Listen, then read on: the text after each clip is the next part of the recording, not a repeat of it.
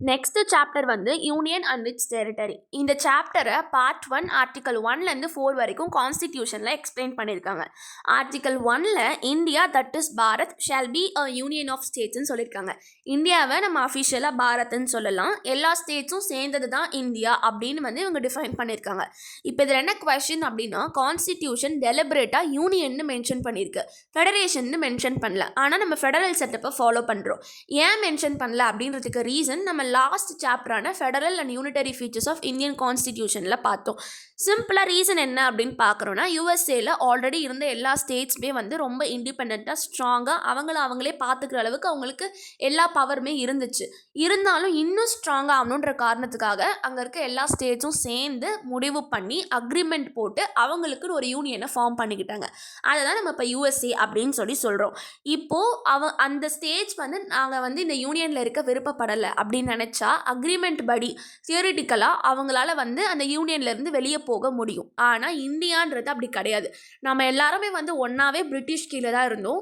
போனதுக்கப்புறம் எந்த ஒரு ஸ்டேட்டுமே வந்து இண்டிபெண்ட்டாக வந்து தன்னைத்தானே பார்த்துக்கிற அளவுக்கு கேப்பபிலிட்டி இருக்கா மாதிரி தெரில. எல்லாத்தையும் வந்து சரி பண்ணுறதுக்கு ஒரு சென்ட்ரல் அத்தாரிட்டி வேணும்னு டிசைட் பண்ணாங்க. அதனால் என்னென்னா எல்லாமே சேர்ந்தது தான் வந்து இந்தியா. யாராவது நினச்சாலும் இந்தியா விட்டு வெளியே போக முடியாது. ஒரு ஸ்ட்ராங் சென்ட்ரல் அத்தாரிட்டி வேணுன்றது தான் ரொம்பவே ஒரு மெயின் இம்பார்ட்டண்ட் விஷயமா இருந்துச்சு அப்போ இண்டிபெண்டன்ஸ் வாங்குறப்ப. பிகாஸ் நம்ம ஒரு ஸ்டேபிளான பொசிஷன் வரத்துக்காக. அதனால தான் வந்து இவங்க நமக்கு ஃபெடரல் செட்டப் தனித்தனியாக இண்டிபெண்ட்டாக நீங்கள் உங்களை பார்த்துக்கோங்கன்னு கொடுக்கறத விட நமக்கு சென்ட்ரல் அத்தாரிட்டி ஸ்ட்ராங்காக இருக்கிறது தான் இப்போதைக்கு முக்கியன்ற காரணத்துக்காக தான் இவங்க டெலிபரேட்டாக ஃபெடரேஷன்ற வேர்டை வந்து மென்ஷன் பண்ணாமல் யூனியன்ற வேர்டை மென்ஷன் பண்ணியிருக்காங்க. இதுதான் ரீசன்.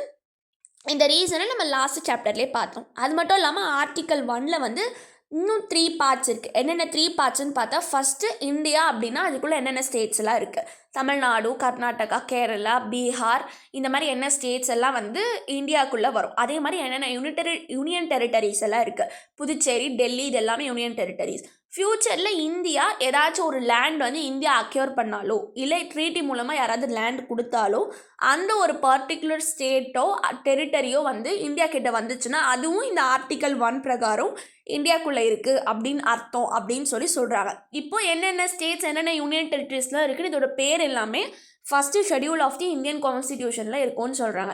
ஆல்ரெடி நம்ம ஷெடியூல்னா என்ன அப்படின்னு சொல்லி வாட் இஸ் கான்ஸ்டிடியூஷன் அப்படின்ற வீடியோலே பார்த்தோம்.